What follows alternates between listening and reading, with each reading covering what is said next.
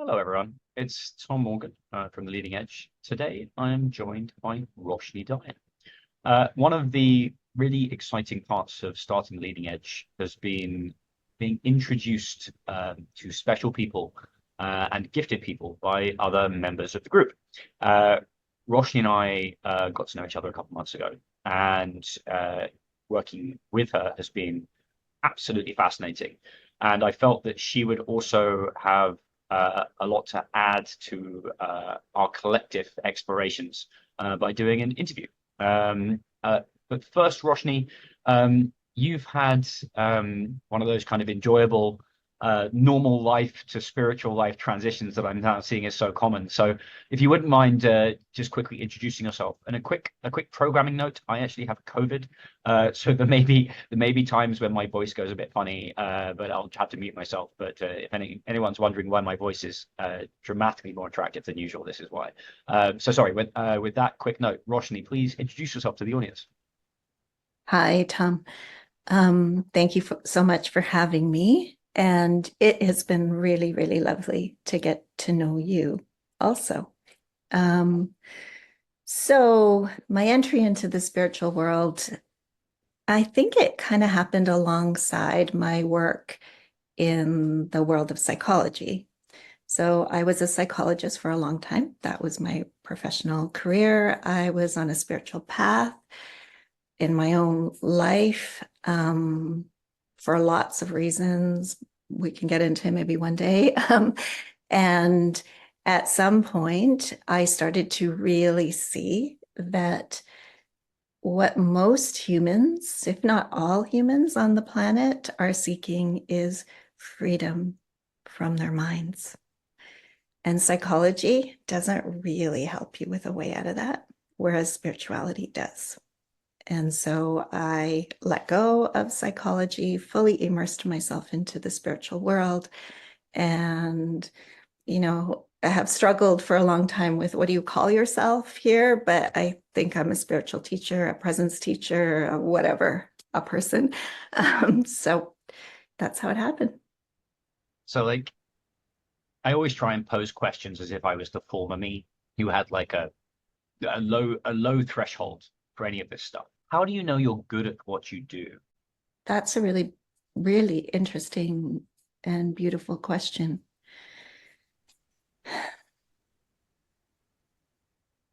Hmm. I think that the power that any teacher, any person can bring to another person is the power of their presence. And what that is, even if we right now in this moment pause and breathe and land inside the body, there is a space inside the body that is completely still. And it takes a lot of practice to learn how to travel to that place. To me, an excellent teacher is a teacher who can move forward and interact with their client, their child, their partner, their life, having some level of connection to that still place on the inside. Because what that means is that even if the mind is really busy, there is an ability to be connected to a place that is not the mind. So I don't know if I'm good. Like, I don't know, good, bad. That's very relative. I know that in time, my ability to be in stillness has grown. My capacity to hold space for the pain of others has grown through my ability to be in stillness. And that most of the time, I'm not going to say all of the time, but most of the time, can find my way back home to me. That's really what I'm teaching people to do for themselves. How did that ability come to you? So when I was a teenager, I was like one of those weird teenagers who was reading spiritual books and trying to figure out, what are we doing here? Why are we here?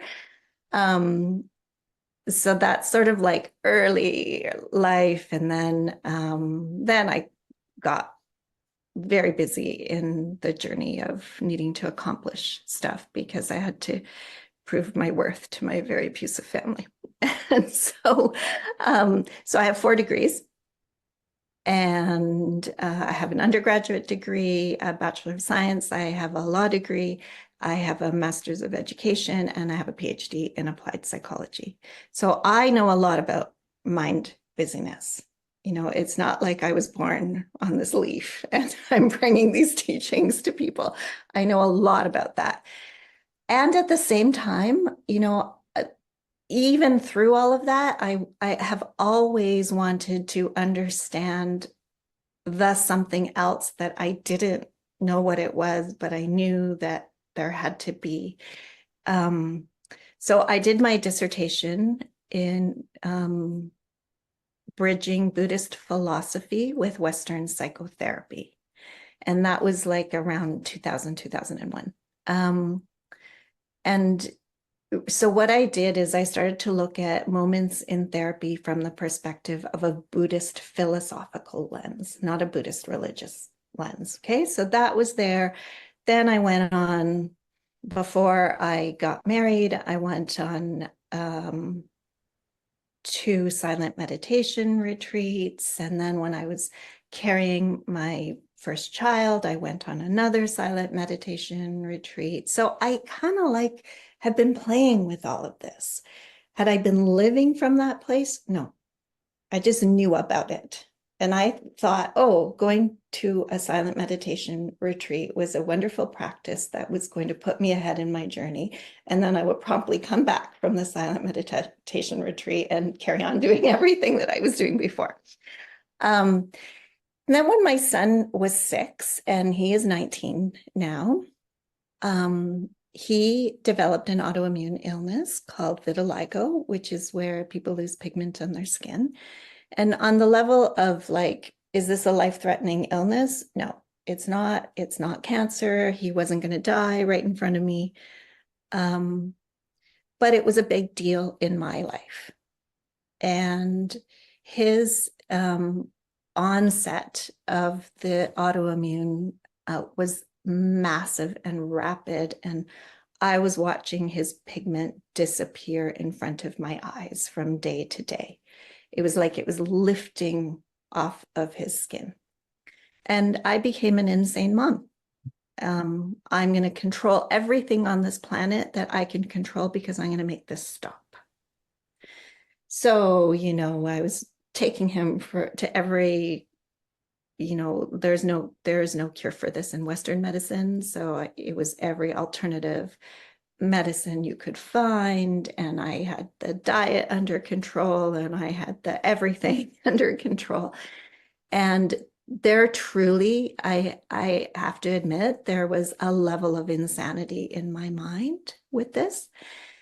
And about 3 months into this, I woke up one morning and I realized that the only problem was me and the relationship that I was making with the circumstances of my life and with my child. And I have a daughter too, and my poor daughter pretty much became invisible in the process of all of this. And so, what was beautiful for me was that I had done meditation retreats and I had studied Buddhism, and I had like a suitcase of tools. I just wasn't very good at using the tools, but at least I had a suitcase of tools, which a lot of people don't. So that was really, really a blessing. So what I began to do was decide that I needed to change my relationship with what was happening in my life. Okay, how do you do that? Well, I would quietly sit and I would start to examine the sensations in my body that were associated with the many emotions and large emotions and painful emotions I was having about what was happening in my life. So I had an external circumstance and I had an internal experience. The first 3 months when I was insane, I was trying to change my external circumstance. The reason is because I didn't like how it felt. If I change something out here, I'm going to feel different. Okay, that's pretty powerless. Though we try and try and try. And I've been watching people do this for years in my career. So something flipped around where I decided that I was going to change my relationship with what was happening in my inner world. And what I was essentially doing was I was changing my relationship from resistance, avoidance, I do not want to feel this way, to turning towards what I was feeling on the inside and meeting it with acceptance. I just need to feel this. I just need to bring my attention, which is presence, here and feel what is happening inside of me. And it was really hard and really, really, really uncomfortable. And magic started to happen. So what started to happen is, no, my son did not magically heal, not yet. I started to change. I found patience where I hadn't known patience before. I found acceptance of him where I wasn't in acceptance. I was in non-acceptance. I was in, I don't want this to happen to you because I don't like how this feels for me. Not to mention all the fears that I was projecting onto him about what his life would be and who he would be and how terrible this was. So I learned how to tolerate that level of pain. And I became a different person. And then what happened, he kept losing pigment and I kept having more stuff to examine. But then I started to get just super fascinated. Whoa, oh my God, we don't need to travel at all. There's an entire universe inside of here. And I started to get very curious about what is this and what am I feeling? And realizing that I was learning how to sense vibrational frequencies, energy. I was learning how to attune my attention and presence to energy frequencies. So what began to happen is, in my psychology practice, I was still working as a psychologist then, someone would sit with me in my office, and because I was developing such a strong capacity to be inside of myself in that place of stillness, I could sense what was happening in their bodies, where they were holding tension, how they were holding tension, because it's all energy frequencies and all the information is available right here. We just don't know how to be with it because we're so busy in our minds. Anyway, years passed. I just got better and better and better at doing that because perfect practice makes perfect, right? And something about 10,000 hours or whatever. And so the incredible thing that happened a few years later is my son began to face his own pain and would collapse in pain. He was still pretty little. He was 10, 11, and he would collapse in his own pain about the experience of having lost so much pigment. He lost 70% of his pigment by then, and that's not an easy thing for a boy to go through. And we spent 2 or 3 months with him, every night lying in my arms, facing his pain in his body. And his body pigmented itself. Yeah. All by itself. We were past all of the doctors. And what's beautiful about that is Kieran, my son's name is Kieran, found a part of himself that most adults don't even know, because he went inside. And so now today he's 19 and he has probably about 20% pigment loss. He doesn't even want his pigment back. It's just like, this is who I am in the world. And this is not the young man that I had all those fears about. This is a beautiful person who's here to make a difference on the planet because he knows how to be in relationship with himself.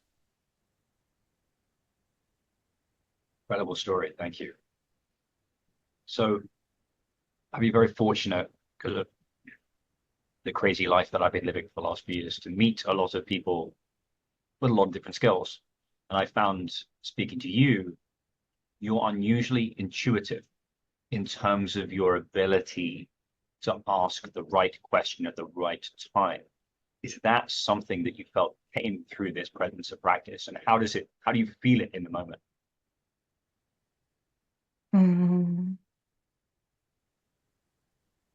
Yes, I think it's occurred through this practice. How do I feel it?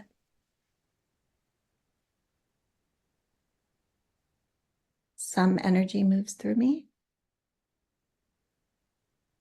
It's not a choice. Like, I'm not sitting with you thinking, here are my 3 possible questions that I could ask you, or 3 possible things I could do with you in any given moment. It's just sort of like really clear what you need. And, if you notice, when we work together, I don't know how the other practitioners are that you're working with, but if you notice, like, there is a slowness to it. There's not a we need to rush. Like, they have an immense trust that something wants to happen, and I just need to let it, and we will get exactly where we need to be. So it's a state of surrender, and an immense trust in the process. So let's get into it then. I've started the leading edge. We've been up and running for a few months. As far as I know, it's unique. I'll actually like someone to prove otherwise, but I've assembled a group of very high agency, you know, let's call it left hemispheric people from all walks of life, but a lot of people from finance, a lot of people from tech, but all of them are very open-minded and curious. But over the first 8 weeks, it's been shown to me, firmly but fairly, that the failure mode, the biggest risk for this kind of spiritual practice, is that your intellect or your ego co-opts it very quickly. And this is something that really your work has helped me with more than anything else. And I'm feeling that most of the people listening to this will suffer from that issue in one way or another. Let's just talk about that and the way that you understand that process and what we can do about it. Mm-hmm. Mm-hmm. So I'm going to back up a little bit to that. Okay.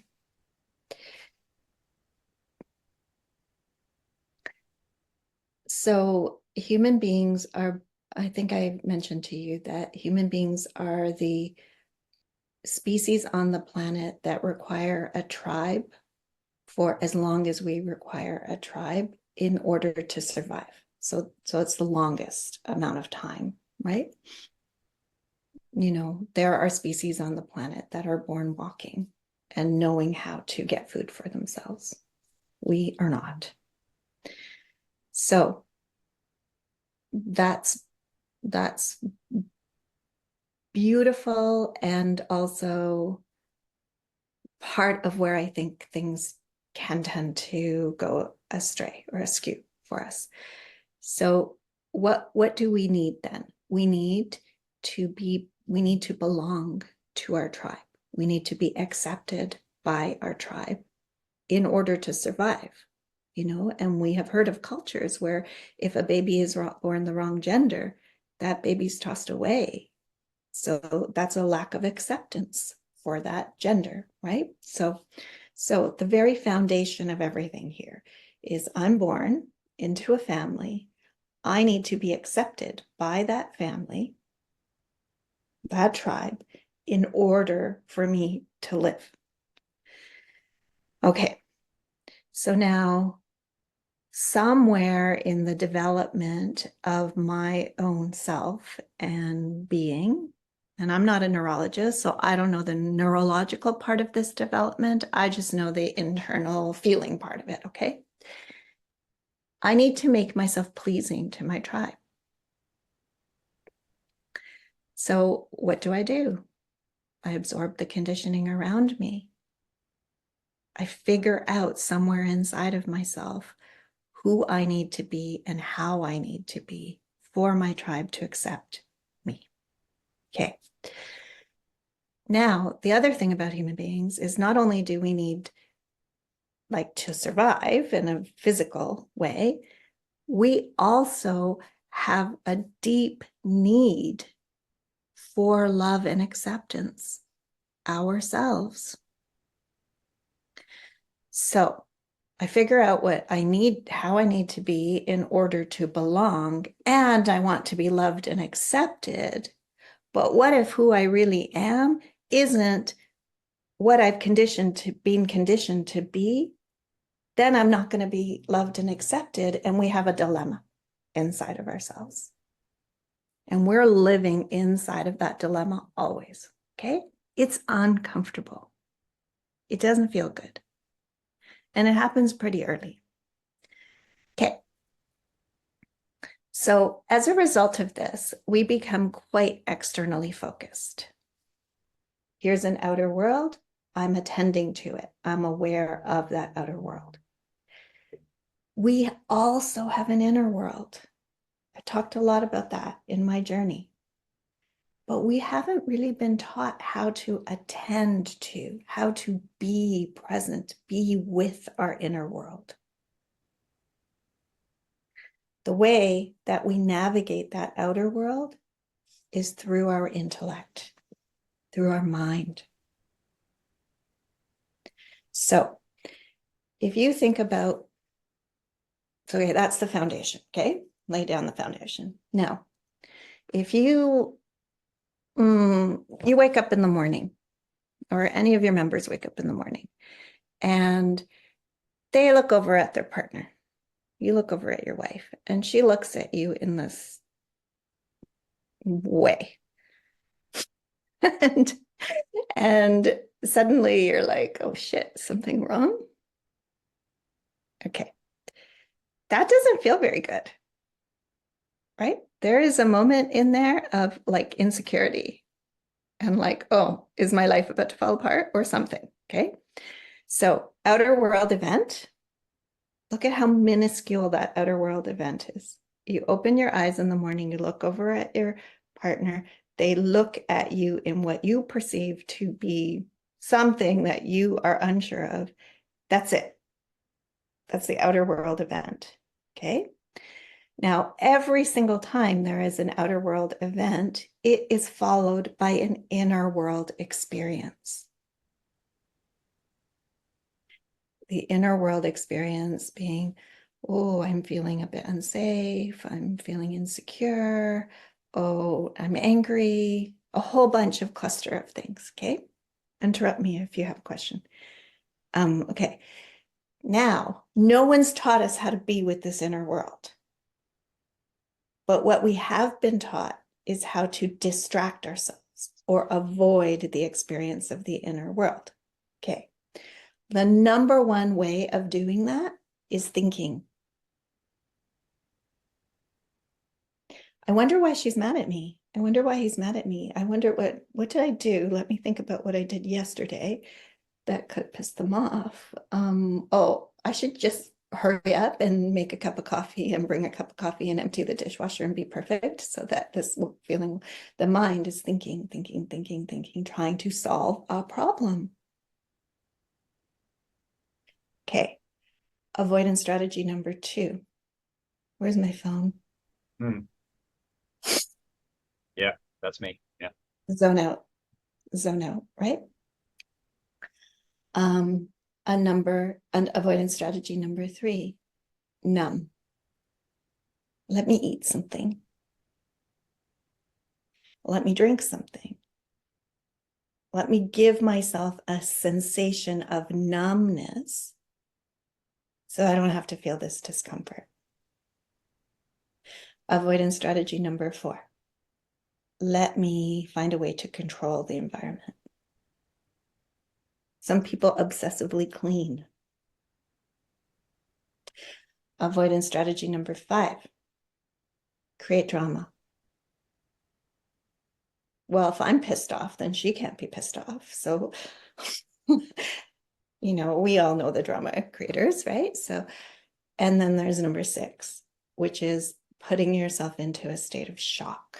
I can't believe this. I can't believe it.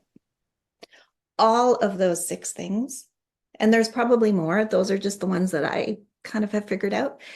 All of those 6 things are designed for you to not feel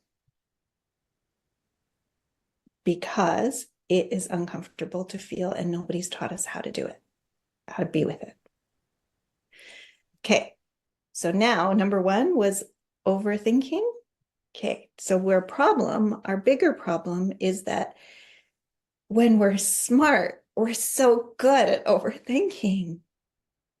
And the world gives us accolades for it. And we all want to be really smart. Okay. So we think that we can think our way through to a spiritual place because of that tendency to overthink. Okay, so I think you asked me, can you remind me what you asked me? Something about talk about the overthinking or the intellectualization. Yeah, okay.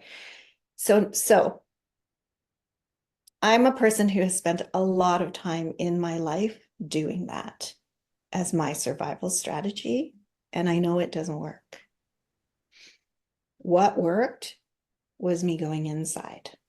Okay, so how do we go inside? One thing that I get my clients to do is first of all, a skill that needs to be learned is to just be able to track the body. What is the experience? What is the sensation in the body? What are the emotions in the body? So that requires us to breathe and slow down. Okay, so that's a first step. Now, when I'm working with someone, if I say, I want you to check into your body 10 times a day, what will happen is that they will do that day that we had the session. And then the day before or the day of the next session, they will do that. And they will not do it for all of those days in between. And it's not because they don't want to, it's because they don't remember. How can you remember to do something that you don't remember to do? So that's when I say, let's make good use of technology. And there are apps that you can get, and they can remind you if you're like a super hardcore, I want to be on my path, get an app that reminds you every 15 minutes. And so however often you choose, when the ding goes off, that's a reminder we're actually waking up neurology. We're waking up the part of ourselves that's learning how to be aware of ourselves. And then take a breath, quietly scan the body. And I said this to you, do not ask why you are feeling or experiencing what you're experiencing, because why kicks you right back up into your head. And then you can get very busy. And then that's taking you farther away from being present with the experience inside.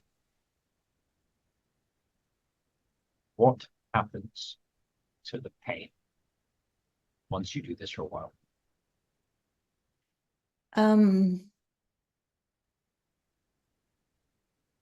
Like, I don't know. I can tell you what I experience happening to it. I'm not a scientist who's measured what happens to it, so I don't know from like that scientific place, but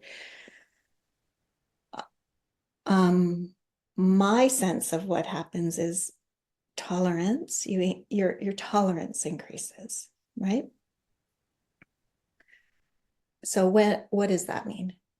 Tolerance is the ability to stay with, the ability to be with. Okay. So I go from being able to only be with my pain for 1 second to being able to be with it for 10 seconds. What begins to happen in there as the mind gets quieter, because the ability to be with something gets stronger, is that it's not pain. It stops being pain. It starts to be sensation. And maybe we could call that sensation discomfort. But we start to learn that really it's resistance that creates the experience of pain. And then what begins to happen in time, because remember, everything is a process and a journey. What begins to happen is in time is that it's like I call it like pain or discomfort that's laced in joy, because there's an experience of joy that comes with being able to be so present with something. So I always think of it as it's got ribbons of joy. Like the vision that comes to me is that there's this thing that's dark and there's ribbons of joy that get to be experienced by staying present. And, you know, some spiritual people will say that that energy transmutes the vibrational frequency of that hurt, sadness, anger, frustration, whatever it is, transmutes into love. I don't know if it transmutes or not. I just know that there is more love. How that happens, I don't know. I just know that it does happen. Let's talk about a last word then, love. It seems to be central to everything, every spiritual tradition. But I know from my own experience, and I think shared by a lot of particularly men, very it's quite easy to give unconditional love, but it's harder to receive it. How do you help people with that? Well, you know, to receive is extremely vulnerable, because to receive means you're not in charge.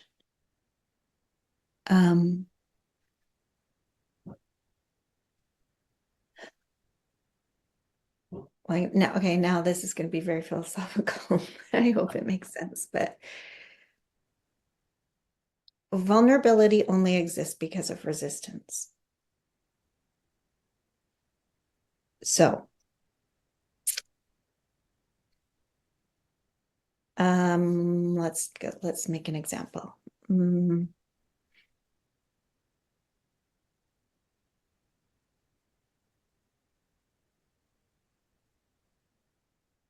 I have this deep, dark secret that I'm going to share with you. And the idea of sharing it with you makes me feel very vulnerable. Because what if you don't accept me? What if you don't love me anymore once you know this deep, dark secret? Okay. When there is a depth of work that happens inside of oneself, there is a depth of love that becomes awake inside of oneself. And in that, there is an acceptance of whatever that deep, dark secret is. There's a self-acceptance of whatever that deep, dark secret is. Okay? So you are no longer in conflict with it.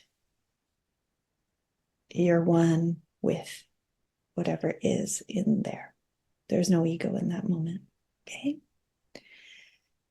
Well, if there's no ego, there's no vulnerability because nobody can hurt you.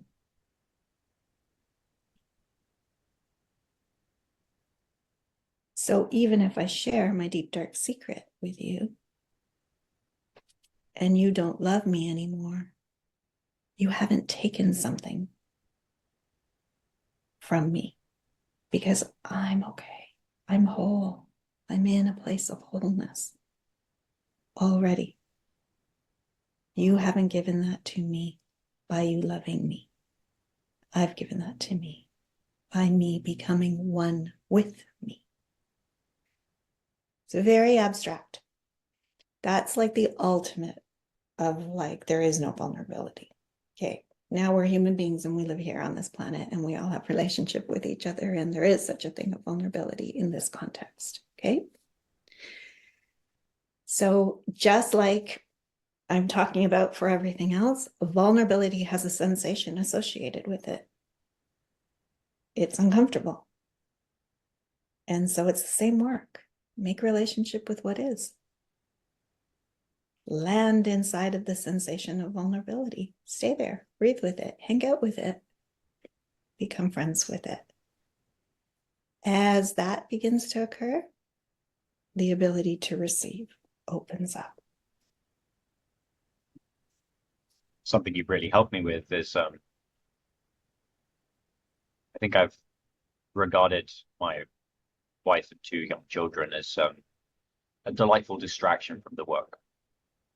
Whereas when you look at love as central to everything, you realize that the people you are closest to and interact with the most are the work, because they can show you where the triggers and the shadow is. So I'm very grateful for that. But you also have a kind of cool understanding or metaphor for the concept of ego, a word that people throw around a lot, and there's lots of definitions. How do you understand that word when you use it, and as you just used it? I have a cool understanding and way of talking about it. What have I said? I I like don't even remember. you have the glass that prevents the light from getting through the window. Oh, okay. Yeah. See, that is like the perfect example of what you asked me before. So when you said, how do I know what to say, when to say? Because in that moment that I said that, there was nothing else that I was able to say. So when you're like, you have a cool, I'm like, I have 1,000 of them. Like, I don't know what you're talking about.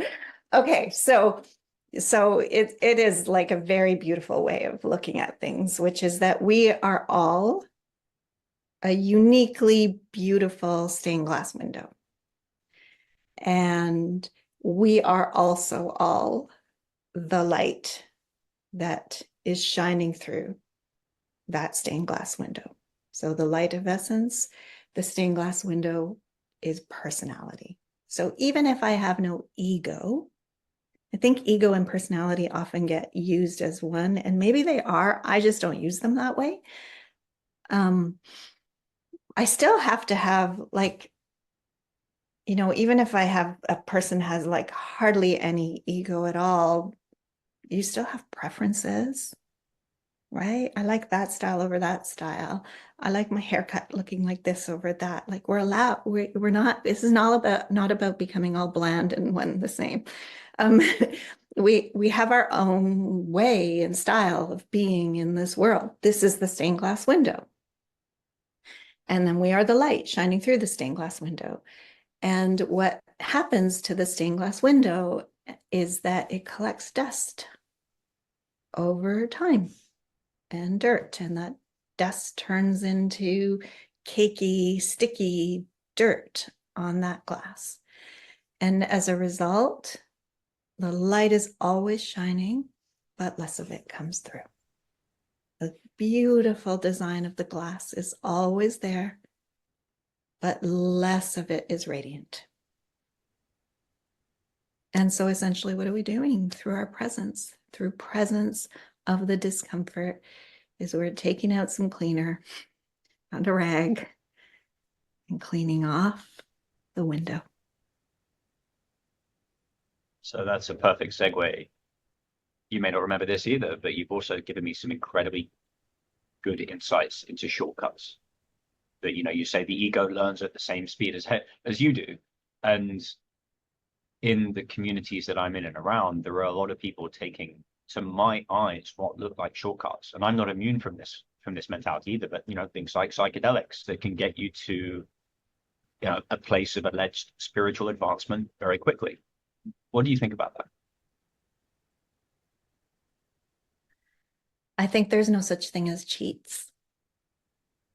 So, okay, if you want to take psychedelics, that's okay. That's fine. You still have to clean your window. Like maybe you got a glimpse of what it might look like for you if your window is clean or if parts of your window were clean, but the psychedelic doesn't clean your window. You still land back where you are. So, like, I don't know, isn't like the current word hacks? Like everybody's looking for a hack or something, right? And there's like super cool things happening out there. Like they are cool. I'm not going to say they're not cool, and they are pretty appealing. And if those are the things that make a person, like if a person takes a psychedelic or goes on an astral journey or something and is like, whoa, this is crazy. You mean this is possible? And that's what gets them to start working? Amazing. That's great. If they take a psychedelic or go on an astral journey and go like, all I want to do is that, I think they're going to crash. Like, I think that there's only so long that that can happen for. And there will be a crash and they will be given a rag and a spray bottle and they have to start dusting eventually, but like I'm very kind of like, whatever, you do your journey in your time. Like I'm not that person that's like, you need to get to work and life is your teacher. Life is our teacher. And you can't make people ready before they're ready. They haven't felt shackled enough yet.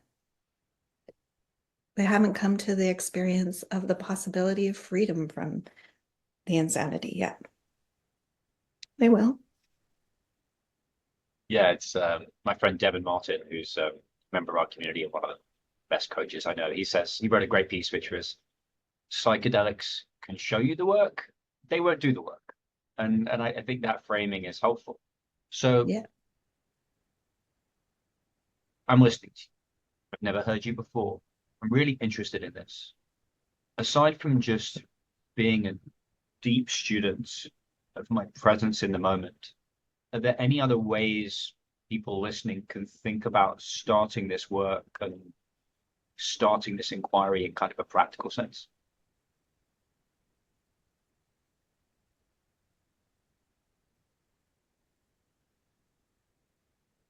Feel your feet on the ground.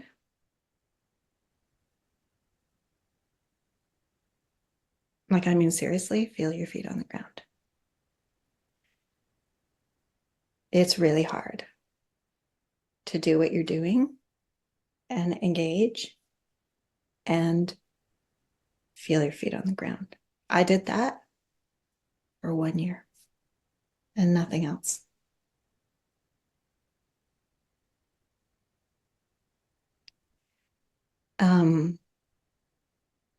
And there's no finish line. I think like we live in such an outcome oriented world, and we have such an outcome-oriented sort of psyche, a way of looking at things, that we're always looking for a finish line. Like we're always looking for a when I get there, you know? And the outcome is the process. There's only more process ever. So it's not that, you know, by doing A, B, C, D, in 6 months, you will be at this spot and all of it's going to feel better. It doesn't work like that. By paying attention to the experience of your feet on the ground while you're having a conversation with your friend, even if you can only do that for 3 seconds, you're going to find a part of yourself that you didn't know before. That's cool. That's the outcome, and that's the process. So that makes me curious. You've been on this journey. How has your lived experience of being in the world changed over time? I have way more joy. I have way more peace. I get lost. I come back. I come back faster.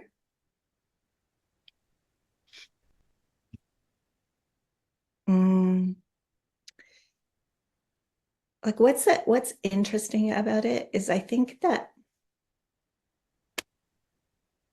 it's hard to know, like when you're changing slowly over a period of time, it's really hard to know how you've changed, you know, because you just get used to your own self, right? Like, so when I say you develop a tolerance for pain, well, that's a slow process, but you don't, like, I don't remember anymore. I don't remember what it felt like to be me before I did all of this. I sort of kind of go, I don't think I was that happy, but I don't remember what it felt like inside of my body. I only know what it feels like inside of my body now. What I do know is that a lot of people, like, it's kind of like everybody wants to talk to me wherever I go. And a lot of people say, how are you like the way you are? Like, it's like they're see I don't know what they're seeing. I only know my own self, right? Sort of like saying to a kid who has a learning disability, what is it like for you to learn? They're like, I don't know how to answer that question. Like, I only know what it's like. I only know what I know, right? I don't have a different experience. So I can't really say. I feel like I'm calmer, kinder. I have a great relationship with my kids. I have a beautifully evolving relationship with my partner. Doesn't stand still. It's not stagnant. We've gone through our ups and downs, but we stick with it. But one thing I know is really different is that it's like the world interacts with me differently. People interact with me differently.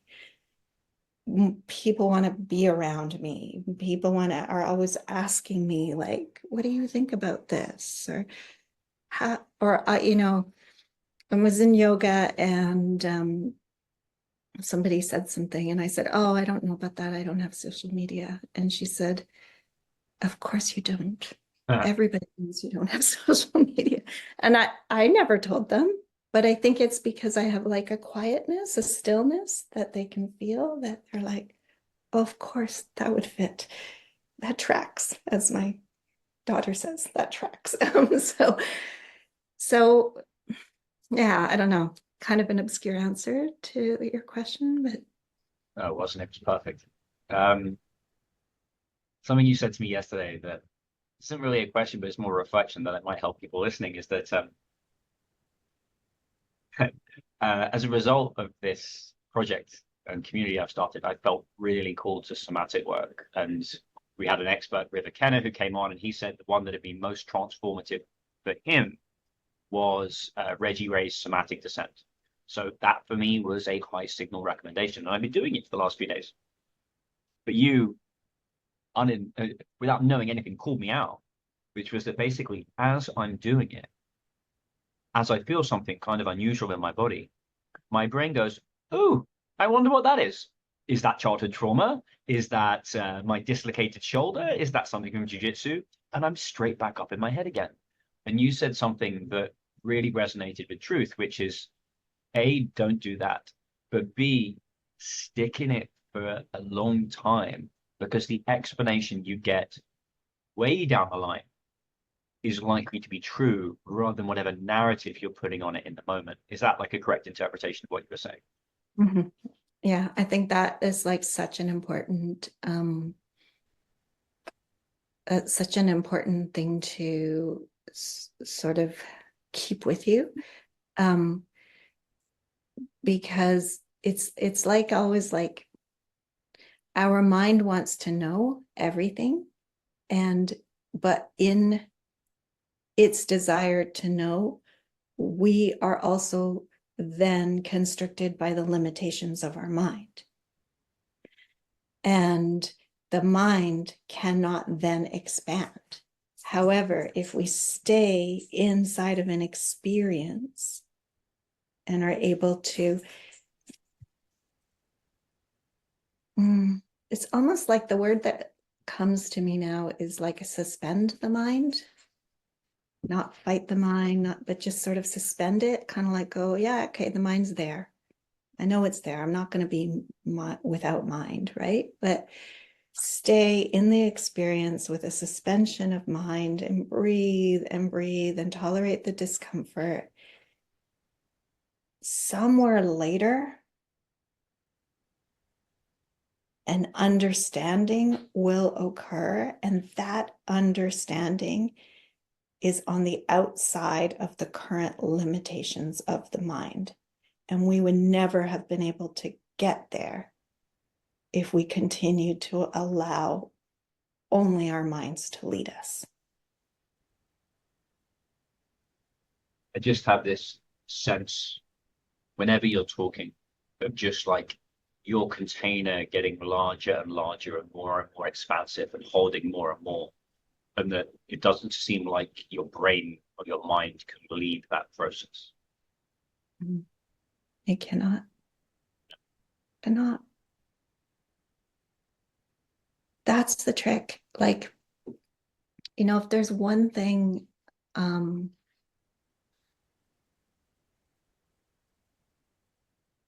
don't know your listeners, I don't know the population, but I'm hearing you say that the tendency for intellectualization is high, and I'm imagining that everybody who is a member of Leading Edge is very smart. So that's going to be true in any group of smart people. That's going to be always true. And that means that there's a lot of identity with one's intelligence. There's a strong sense of self that's come through the intellect, because the world has said you're a smart person, and that feels good when the world says you're a smart person. And so I don't want to, I think it's just so important not to enter into battles within ourselves. So that is true. We have to accept that that is true. And the tendency to intellectualize will be there. And for smart people, the tendency to intellectualize will be even stronger. I think that the way that we can be kind with ourselves within that context is to be so curious about a part of ourselves we don't yet know.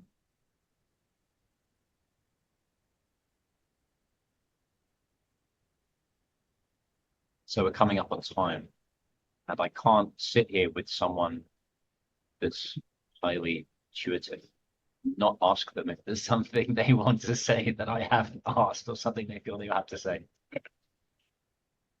Mm-hmm.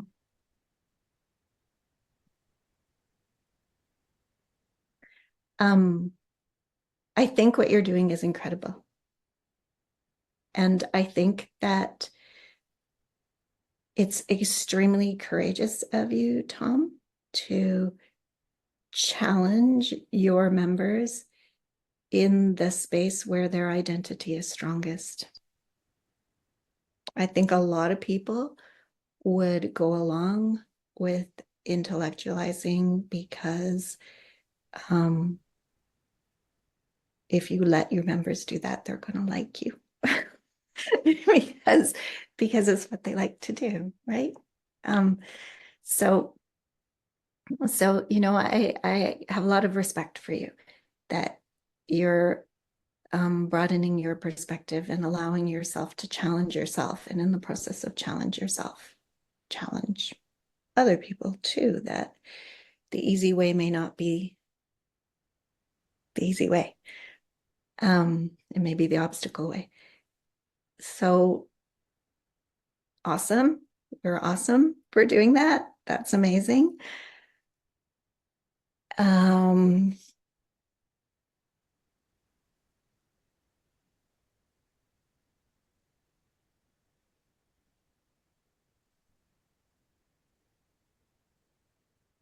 I think another, like, as I'm sitting inside of this in this moment, there's a feeling that kind of overcomes me of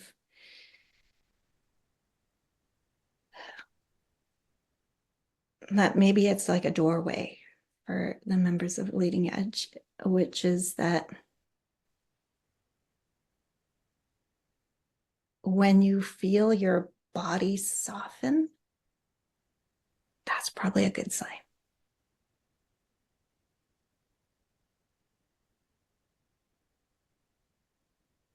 There's this real excitement attached to this now that I'm excited to kind of learn about my shadow and my failings. And I think that the reason why I jumped into this was because I wanted to prove to myself that the universe was fundamentally loving, something I have actually had a direct experience of, bizarre spiritual experience of mine. And the idea that comes out of this conversation is that on the other side of that discomfort is love. And the other thing that I've actually experienced, I feel like a lot of us are shooting for a lot of the time, is this idea of just being content to sit and be present and to receive and to give love in the moment, which I think I've gotten a long way away from. And I feel like a lot of other people have got a long way away from. And just being able to suggest that to people, that your resting state is in love, is just, I don't know how many people's lived experience that is, but it's probably not enough. Mm-hmm. Well, I don't know how many people have a resting state. That's not sleeping. Yeah. Right? I mean, that's the excellent step right there, is that there is a resting awake state. Yeah. Amazing. Where can we learn more about you? My website is what is the website? It's You are roshnidaya.ca. Yeah, okay, that's my website, and yeah. there is a book there that you can get on Amazon. It's called You're on the Verge of Something Big, Finding the Joy and Authenticity Already Inside You. And my email address is also on my website if you want to talk to me. And yeah, that's how you find me. Marvelous. Roshni, thank you so much for today's conversation. It was epic. Thank you, Tom.